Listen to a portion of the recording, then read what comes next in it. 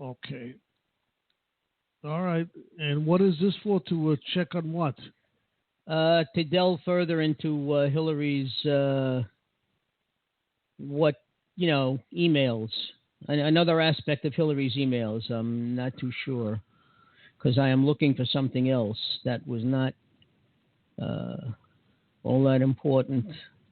Oh, it's not? No. Okay. It wasn't. So what is important, Dr. Mark? I'm looking for something that I wrote up and I can't seem to find it. Or your post? Yeah.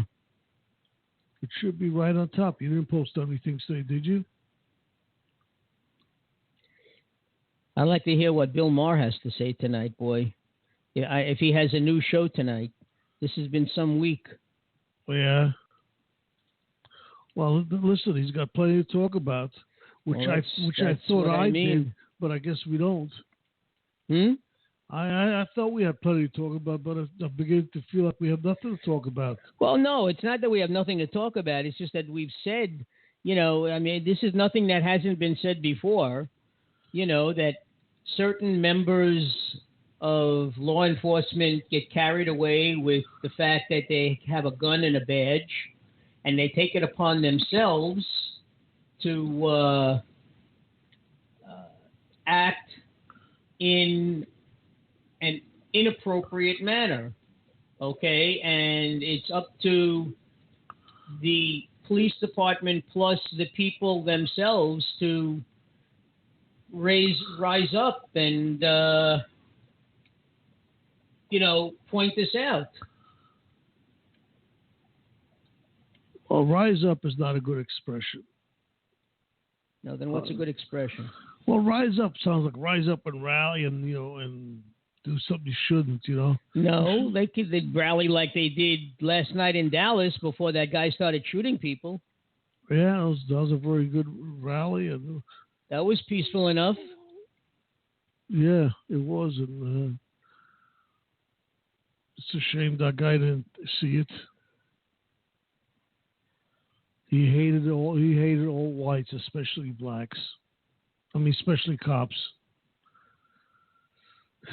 What did we ever do to him? I guess we did a lot, but who knows, Well, sometimes these things fester, and you really don't know what it is until something happens, unfortunately, and then it's brought to the surface. And what I used to tell my students, it's usually not the most important thing that happens to you. It's just like something minor that becomes the last straw and you can't take it anymore. Mm-hmm. Okay, and that's just how you react. Also, I think there's a lot of instigators. Reverend Al. My buddy. Your buddy, somebody should really put a muzzle on him, And I also hate to say it, but our president has not done a very good job. Why? What did he do? In the past, with Ferguson, sending people to investigate it, making comments before it was. Well, he's made mistakes in the past. I'm not saying no. Okay. So that's what I'm talking about.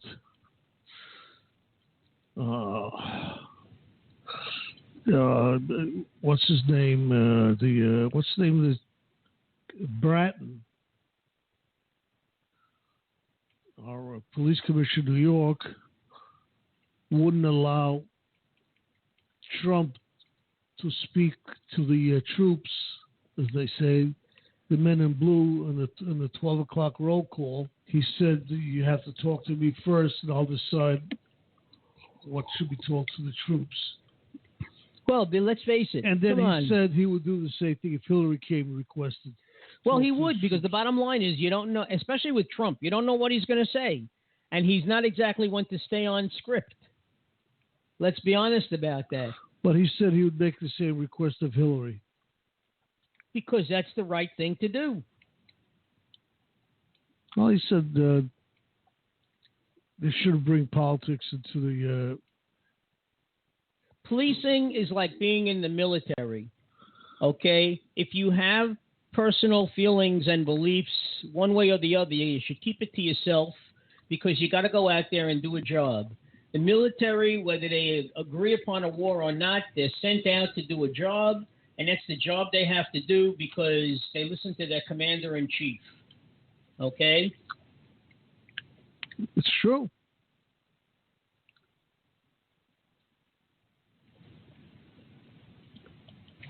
Oh, what a promise. Trump says, if I lose, I don't think you'll ever see me again. Now, you know that's not true. Where's it going to go? He'll go back to you're fired, you know. So they'll see him. They just won't see him on TV. I mean, no, they'll see politics. him on TV. He won't. Well, yeah, he's too old to try to run again. At 73, I think he'll be too old. He should never say never. Who knows? He may want to be governor. That's true. But, I'm just trying to think who's done worse things, Trump or Hillary. What do you think? I didn't hear what you said. Who do you think has done worse things in their careers, respective careers? Trump, Hillary? You're talking about apples and oranges. No, yeah, because Hillary is a politician, okay, and deals in the realm of politics and Congress. But Trump does things that also affect people in business. Of course. Okay, so, I mean, I'm not well versed in what he's done. Let's face it, the only proof that I have is things that he said, and that would be considered hearsay. So, I'll just leave it at that. You're allowed to dislike Trump, and it's not that I dislike him. It's just that he's so bellicose and belligerent and so full of himself. I don't like. He talks to people. He's condescending. Okay, that's just how I feel about him. I know. Well, this would be. I think our friend Chad, the religious one, would love this. What? NASA found that everything the Bible says is true. Well, I told you. I said, as I said before, as far as religion goes, I've been watching the Jewish broadcasting system, and one of the things that the rabbi said, and I believe this, the thing that keeps the Bible, the Torah, he was talking about the Torah. Yeah.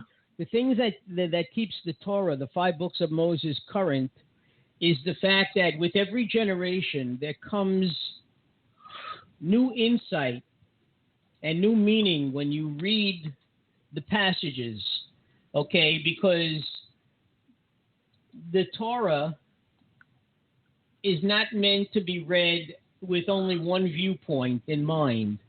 It should be read as a metaphor and a lesson, and with every generation it changes, and that's why you have rabbinic students and scholars who all they do all day long is study the Torah. And they debate. Jews are really good at debating, you know. And they collect welfare. Well, that's true too. I know. Speaking of one of Ellen's cousins, he comes from a religious family. He is religious, but not like his brothers. Okay, and he has a couple of brothers who are being supported by Uncle Sam's dime, you know. Yeah, I know. That's just. And all he does is study Torah all day long and debate. That's. You have to give Chad credit. He's into the Bible. He's into his evangelism, but he also works and he supports his wife, and he spends the rest of the time doing whatever he's got to do with his Bible studies. But but he doesn't take it that far that he doesn't have time to work and support his family, be with them, go on vacation. You know, he's a good man. Hope he's not listening. He might call in. Kidding. You know, he calls in at the last minute and then he says, "What are you talking about?" Yeah. But okay. Also, I had a comment here from comments from Lisa. People that's from before judge before knowing the facts and judge before action. That's true. And then next one, Trump is a good person, good in business, but that as far as Well, he's made money as for it him. goes for him. Well, he's made money for himself. He's a businessman. That's what he's supposed to do. I mean, that's what this whole country is based upon.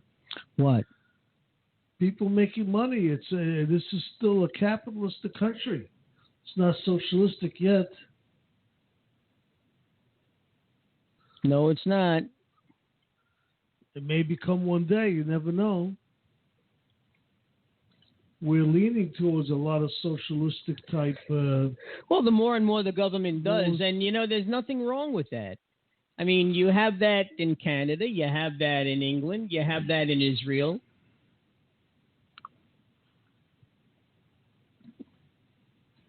That's true.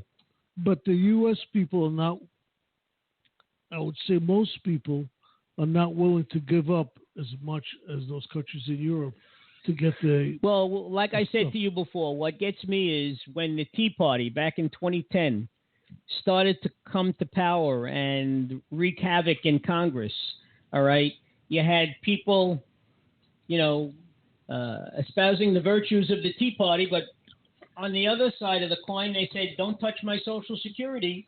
I want my benefits. You know, well, that's government issue. What do they think that is? Yeah. She doesn't think it'll ever happen now, but Elisa, but maybe with Sammy and her generation, we might see more of it.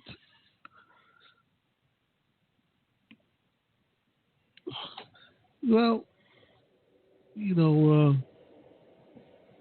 hey, what was that noise I just heard? Getting back to what we were talking about originally, you know, it's not the first time that we've had tragedies like this, and we try to learn from them. I mean, you know, you think of Newtown with the 20 children and the 6 educators. You think of Orlando. You think of San Bernardino. All right. At some point, we really have to sit down and address these problems. Now, as far as we know, this was not a terrorist attack per se. All right? It wasn't. You know, he was just hated whites for whatever reason, and he wanted to kill whites. All right? But these things, you know, we can't keep having this, and we come together in an afternoon or a week, and we talk about things, and then all of a sudden, it reverts back to the way it was. Now, one thing I don't understand, that every mass shooting, if whoever's doing it, Obama always goes in and starts talking about gun control.